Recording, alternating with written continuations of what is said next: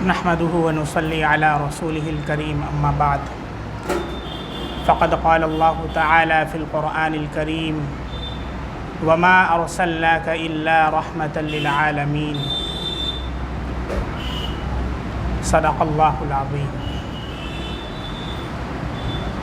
کتاب فطرت کے سر ورق پر جو نام احمد رقم نہ ہوتا، یہ نقش ہستی ابھر نہ سکتا وجود لوح و قلم نہ ہوتا، یہ محفل کن فکا نہ ہوتی جو وہ امام الامم نہ ہوتا، زمین نہ ہوتی فلک نہ ہوتا، عرب نہ ہوتا عجم نہ ہوتا۔ برادران اسلام، ماہ ربیع الاول کا آغاز ہو چکا ہے۔ یہی وہ مہینہ ہے جس میں 3 عظیم واقعے پیش آئے ہیں: ولادت رسول، ہجرت رسول اور وفات رسول۔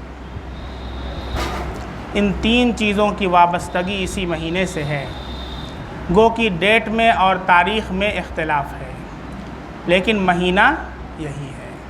یہی وہ مہینہ ہے جس میں ہمارے نبی صلی اللہ علیہ وسلم اس دنیائے رنگ و بو میں تشریف لائے، اور اسی مہینے میں ہجرت کا عمل شروع ہوا۔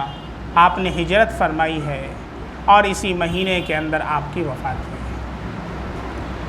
اور ولادت بھی آپ صلی اللہ علیہ وسلم کی 2 ہے۔ بہت سے لوگ صرف ایک ولادت سے واقف ہیں اور دوسری ولادت کو بھول جاتے ہیں۔ ایک ہے ولادت جسمانی اور ایک ہے ولادت روحانی۔ ولادت جسمانی کا تذکرہ تو بہت زور و شور کے ساتھ ہوتا ہے، لیکن ولادت روحانی جو ہمارے نبی صلی اللہ علیہ وسلم کو 40 سال کی عمر میں ملی ہے، اور آپ کو as a prophet, as a نبی بنا کر مبعوث کیا گیا ہے، وہ 40 سال کی عمر کے اندر پوری دنیا والوں کے لیے یہ آپ کی ولادت روحانی ہے۔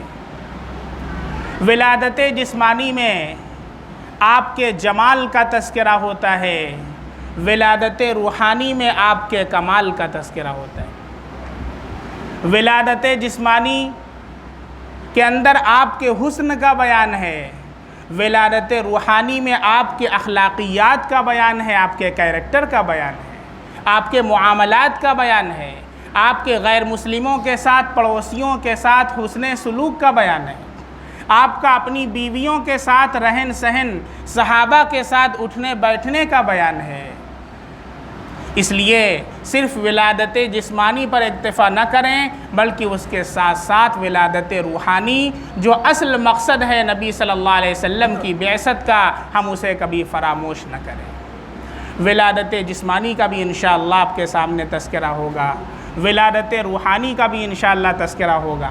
اس پورے مہینے میں انشاءاللہ یہ جمعے کے بیان کے اندر بھی، اور انشاءاللہ مغرب کے بعد کے میں جو درس ہوتا ہے اس میں بھی انشاءاللہ آج سے میں نے نیت کی ہے شمائل ترمذی۔ شمائل ترمذی ایک کتاب ہے، حدیث کی کتاب ہے، جس کو امام ترمذی رحمۃ اللہ علیہ نے ترتیب دیا ہے، جس میں اللہ کے نبی صلی اللہ علیہ وسلم کے جسم کی ساخت کا، آپ کے شمائل کا، آپ کے حسن کا، آپ کی رنگت کا، آپ کے بال کیسے تھے، آپ کا چہرہ کیسا تھا، آپ چلتے کیسے تھے، ان چیزوں پر مشتمل جو احادیث ہیں ان کو بولتے ہیں شمائل، شمائل نبی صلی اللہ علیہ وسلم۔ تو میں نے ارادہ کیا انشاءاللہ کہ اس پورے مہینے کے اندر اسی کا جو ہے درس ہوگا، اور جمعہ کے اندر بھی انشاءاللہ اسی کا بیان ہوگا۔ اور میری آپ حضرات سے ایک ریکویسٹ ہے اور درخواست ہے کہ جیسے ربیع الاول کا آغاز ہوا ہے، جس میں ہمارے آقا کی ولادت ہوئی ہے، ولادت جسمانی بھی ہے اور ولادت روحانی بھی ہے، ہم اور آپ بھی کچھ ایک کمپین شروع کریں۔ ہم لوگ بھی ایک مہم کا آغاز کرتے ہیں۔ کیا؟ ربیع الاول اب تو شروع ہو چکا ہے، اب جتنے بھی ایام باقی ہیں ہر دن ہم یہ نیت کریں انشاءاللہ کہ آقا صلی اللہ علیہ وسلم کی ایک سنت سب سے پہلے ہم اس کو اپنی زندگی میں داخل کریں گے، اور اس کو سوشل میڈیا کے مادھیم سے، سوشل میڈیا کے پلیٹ فارم سے ہم واٹس ایپ کے اوپر، فیس بک کے اوپر، ٹویٹر کے اوپر پوری دنیا کو یہ پیغام دیں گے کہ میرے نبی صلی اللہ علیہ وسلم کی کیا سیرت تھی، میرے نبی صلی اللہ علیہ وسلم کے کیا اخلاق تھے، میرے نبی صلی اللہ علیہ وسلم کے کیا گفتار تھے، آپ کے کیا کیریکٹر تھا اور آپ کا کیا کردار تھا۔ اس کو ہم پوری دنیا کے سامنے، انگلش کے اندر بھی، ہندی کے اندر بھی اور اردو کے اندر، تینوں لینگویج کے اندر، اس میں بہت سے نوجوانوں کی ضرورت ہے جو انگلش کے ماہر ہیں، ایکسپرٹ ہیں، بہت سے ہندی کے ماہر ہیں، آپ اس کو ٹرانسلیٹ کر سکتے ہیں۔ آپ ہماری ٹیم سے رابطہ کریں، انشاءاللہ آپ کے لیے ایک کام دیا جائے گا، اور اس پورے مہینے ہم کو یہ کام کرنا ہے، آقا کی سیرت کو پوری دنیا کے سامنے ہمیں پیش کرنا ہے، لیکن سب سے پہلے اسے اپنی زندگی کے اندر داخل کرنا ہے۔ دیکھیے ہوتا یہ ہے کہ عام طور پر صرف 12 ربیع الاول کو جشن منا لیا جاتا ہے، مسجد کو سجا لیا جاتا ہے، لائٹنگ کر لی جاتی ہے، اور پکوڑی چھان کر کے، گلگلہ چھان کر کے یہ سمجھتے ہیں ہم نے عید میلاد النبی منا لیا، اور پھر پورے سال آقا کی سنت کی نہ تو ضرورت ہے، نہ آقا کے تذکرے کی ضرورت ہے، نہ آقا کی تعلیم کی ضرورت ہے، نہ آقا کے فرمان کی ضرورت ہے۔ میرے بھائی، یہ تعلیم نہ تو میرے نبی نے دی ہے، نہ صحابہ نے دی ہے، نہ تابعین نے دی ہے، نہ تبع تابعین نے دی ہے۔ میرے آقا نے تو پورے سال اپنی سنتوں پر چلنے کا حکم دیا ہے۔ چنانچہ آپ دیکھیں صحابہ میں وہی جذبات تھے۔ میرے نبی منبر پر ہیں، خطبہ دے رہے ہیں، تقریر فرما رہے ہیں، صحابہ کرام بیٹھے ہوئے ہیں، سن رہے ہیں۔ اب جیسے آواز میری جا رہی ہے، جہاں تک جا رہی ہے، آقا کی آواز بھی جا رہی ہے، مسجد کے باہر تک آواز جا رہی ہے، آپ کی زبان سے یہ جملہ نکلتا ہے۔ کچھ لوگ کھڑے تھے، جیسے یہاں پر بھی کھڑے ہیں، تو آپ نے کہا اجلسو، کیا فرمایا؟ اجلسو، بیٹھ جاؤ۔ سارے صحابہ آپ کے حکم پر بیٹھ گئے، حتیٰ کہ حضرت عبداللہ بن مسعود رضی اللہ عنہ اور حضرت عبداللہ بن رواحہ رضی اللہ عنہ، یہ دو صحابی ہیں، یہ ابھی مسجد میں نہیں پہنچے تھے، یہ روڈ کے اس پار تھے۔ مسجد کے باہر جو راستہ تھا، اس راستے کے اس کنارے پر تھے۔ ان کو وہاں پر آواز لگی کہ نبی کیا فرما رہے ہیں؟ اجلسو، بیٹھ جاؤ۔ وہیں روڈ کے کنارے بیٹھ گئے۔ یہ تھا آقا کے اندر اطاعت کا، صحابہ میں اطاعت کا جذبہ، یہ تھا صحابہ کے اندر ماننے کا جذبہ، یہ تھا نبی کے حکم پر اپنی زندگی کو قربان کر دینے کا جذبہ۔ خطبہ ختم ہو گیا، تقریر مکمل ہوئی ہے، آ کر آقا سے ملاقات کرتے ہیں، پوچھتے ہیں کہ ارے تم وہیں بیٹھ گئے؟ صحابہ پوچھتے ہیں تم وہیں بیٹھ گئے؟ کہا کس کا حکم تھا؟ میرے نبی کا حکم تھا۔ میری کیا مجال اور میرے پاؤں میں وہ طاقت کہاں کہ نبی کا حکم آنے کے بعد یہ قدم آگے چل سکے۔ یہ ہے اصل اطاعت، یہ ہے اصل اسلام، یہ ہے اصل فرما برداری۔ حضرت جسامہ رضی اللہ عنہ ایک صحابی ہیں، بادشاہ کا دربار ہے، سونے کی کرسی پر بیٹھے ہوئے ہیں، سونے کی کرسی پر بیٹھے ہوئے ہیں۔ اللہ کے نبی کا ارشاد ہے سونا مرد کے لیے حرام، چاندی مرد کے لیے حرام، سوائے 4.5 ماشا انگوٹھی کے، چاندی کے مرد کے لیے اور اجازت نہیں ہے۔ سونے کے برتن میں کھانا، چاندی کے برتن میں کھانا، سونے کی کرسی پر بیٹھنا، چاندی کی کرسی پر بیٹھنا ناجائز ہے، مردوں کے لیے جائز نہیں ہے۔ حضرت جسامہ رضی اللہ تعالیٰ عنہ ہیں، سونے کی کرسی پر بیٹھے ہوئے ہیں، کسی نے ان کو خبر دی، پہلے سے معلوم نہیں تھا۔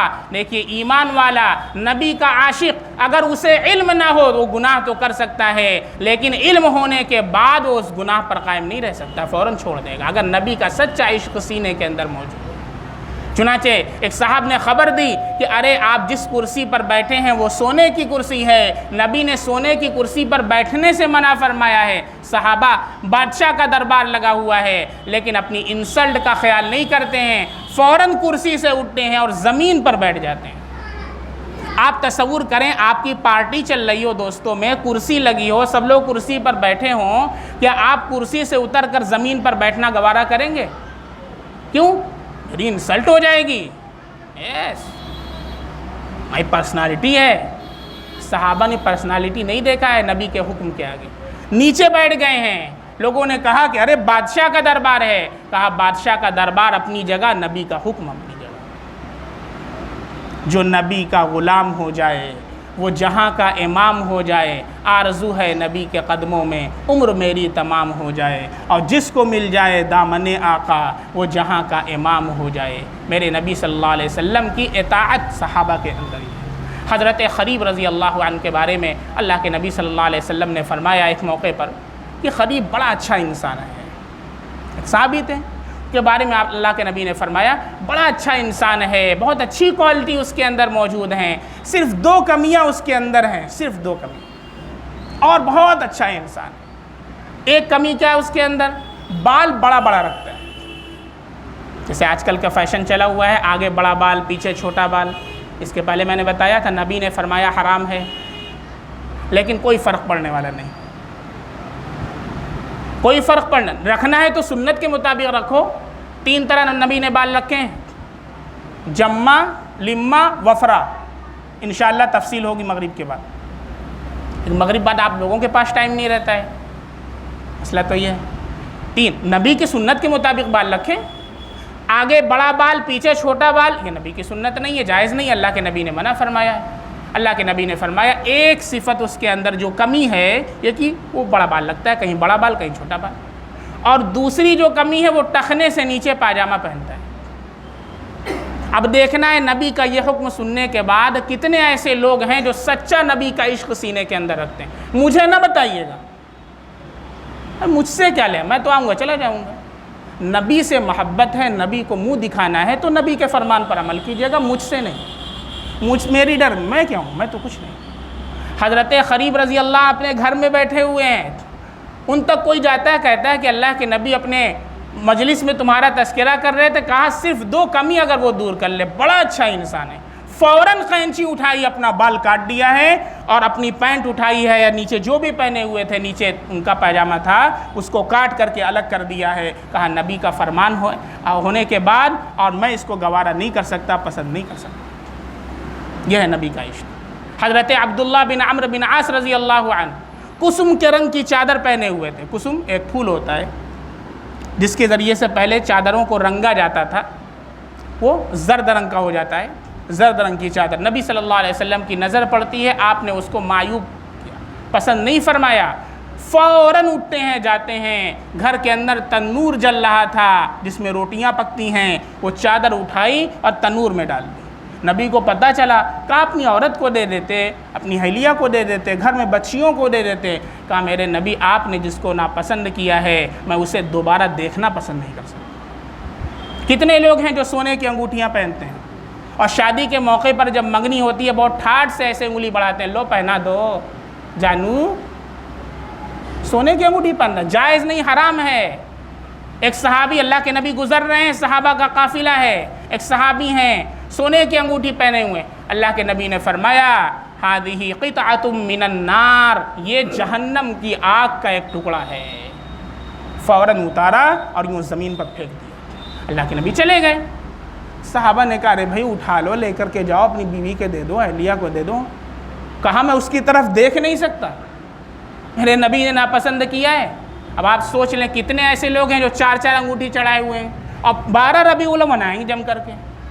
نبی نے کیا کہا، ارے چھوڑو یار، کوئی لینا دینا نہیں، لیکن جشن ہم منائیں گے، کیوں؟ نبی سے محبت کرتے ہیں۔